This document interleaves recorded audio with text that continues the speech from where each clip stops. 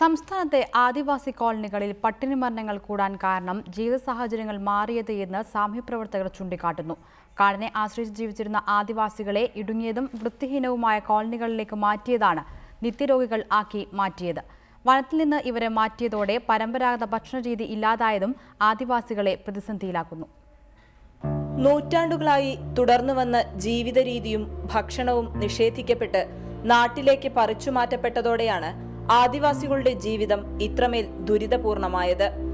നാട്ടിലെ ഭക്ഷണ രീതിയോട് പൊരുത്തപ്പെടാനാകാതെ ഇവർ പലരും പട്ടിണി കിടക്കുകയാണ്.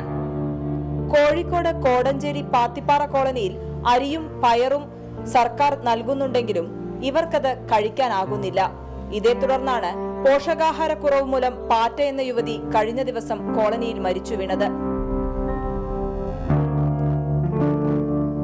ആദ്യത്തെ തലമുറ എന്ന് പറയുമ്പോൾ ഇവരെല്ലാം ഈ വനത്തെ ആശ്രയിച്ച് ജീവിക്കുന്ന ആളുകളായിരുന്നു. അപ്പോൾ ഈ കിഴങ്ങുകൾ, അതുപോലെ തന്നെ കാട്ടിൽ നിന്ന് കിട്ടുന്ന തേന്, അതുപോലെ തന്നെ വിറക് ശേഖരിച്ച് ജീവിക്കുക. അന്നത്തെ തലമുറ എന്ന് പറഞ്ഞാൽ നല്ല ആരോഗ്യവാന്മാരായിട്ടുള്ള തലമുറയാണ് അന്നത്തെ ആ തലമുറ. കേന്ദ്ര സർക്കാരിന്റെ വനാവകാശ നിയമം സംസ്ഥാനത്ത് നടപ്പാക്കണമെന്ന് കാലങ്ങളായി ആദിവാസി സംഘടനകൾ ആവശ്യപ്പെടുന്നുണ്ടെങ്കിലും സർക്കാർ ഇതുവരെ ചെവിക്കൊണ്ടിട്ടില്ല.